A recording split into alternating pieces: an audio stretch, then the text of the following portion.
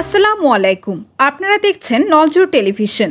যুক্তরাজ্যে জগন্নাথপুর উপজেলার ঘোষগাঁও গ্রামের প্রবাসীদের নিয়ে ঘোষগাঁও জাগ্রত যুব সংঘের উপদেষ্টা কমিটি গঠন ও আলোচনা সভা অনুষ্ঠিত হয়েছে।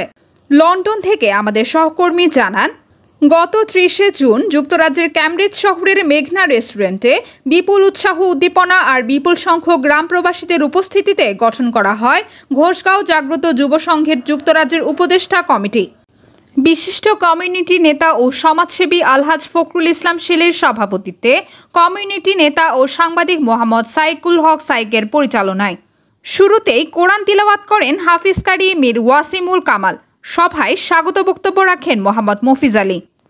জগন্নাথপুর উপজেলার ঐতিহ্যবাহী ঘোষগাঁও গ্রামের ইতিহাস, ঐতিহ্য আর গ্রামের নানামুখী উন্নয়ন নিয়ে দিক নির্দেশনামূলক বক্তব্য রাখেন বিশিষ্ট কমিউনিটি নেতা মোহাম্মদ সাজিদ মিয়া, কমিউনিটি নেতা মোহাম্মদ খায়রুল হোসেন ও মোহাম্মদ মজনু মিয়া।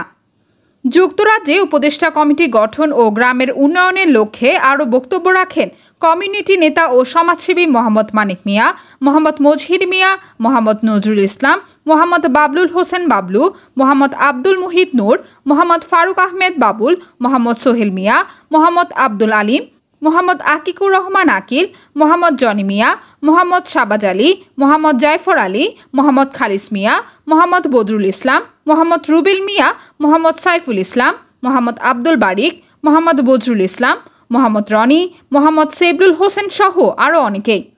সভায় সর্বসম্মতিক্রমে আলহাজ ফখরুল ইসলাম শেলিকে প্রধান উপদেষ্টা করে 11 সদস্য বিশিষ্ট উপদেষ্টা কমিটি গঠন করা হয়।